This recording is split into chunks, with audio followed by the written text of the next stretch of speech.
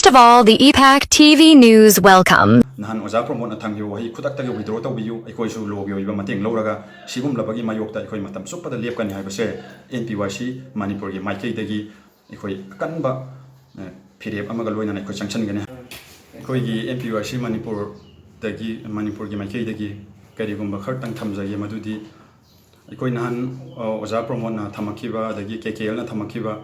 dagi mohi mitai lipungi mohi organization dagi thamakiba adugi matang da kitang mayamda samam na ba pok padu adugi kitang phanangai gi saphanangai da makta koi haida ba yada ba matang am laksal le duituna si matang ji kitang hai ya ba khamji thamjari adu 1606 ta koi si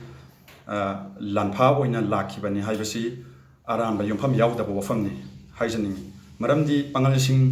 sing si manipur da lakhi ba si maitai sinau singi damakta matam duda maitai ningthona haijabadagi makoi gi lan mating pangna bagi damakta ikoina lakhibani aduda hauja KKL amasung mitai lipun gi sif ni haibo Oza promote na sigum laba mi gi sentiment da hurt to ba wahi wata si sijinna dabana phai maramdi aikoida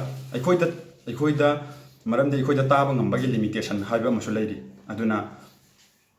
asigum laba mitai lipun amasung KKL gi organization asina hairiba pangalda badram piriba si yamna khoida nungaiba phauti yamna nungaijadi maramdi makoina tawriba se hauja yami indigenous ki badram da moina badram piraga sugum laba communalism oiba potchi yamna puthoi aduna sigum laba leiriba hai manipur da leibiriba maitai gi political amadi CSO singna mieng changan ningi maramdi si sida afafata karigumba tholakpa matamda leiriba CSO sing amadi political na asauba thodang logdami haibasi khoi NPYC gi maikei dagi thamjari asigum labasi matung amakhana na tawbirakano amadi loina na nahan Oza promote na thangyo wahi khudak tagi withdraw tawbiyu aikoi su lobyo iba mateng loraga sigum labagi mayokta aikoi matam supada lepkani haibase NPYC Manipur gi maikei dagi aikoi kanba phirep amaga loina aikoi changchan gane hai loisal lakpada aina haijaningba lasoina haijaningba point kharga leiri maramdi kaino haibada angawa mina mai thabasu sakpani Manipur si angawa mina mai tharakpa matamda sa oihiningai leiba nate aduna leiriba sa oihiningai leiba nate aduna hairiba thawong asi NPYC Manipur na strongly condemn tawjari iramda Manipur si motpa matamda pangal khakki mutkadaba nate leiriba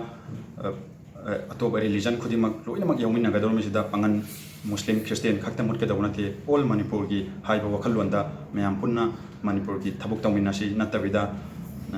amana amagi mi ahumari punsan naraga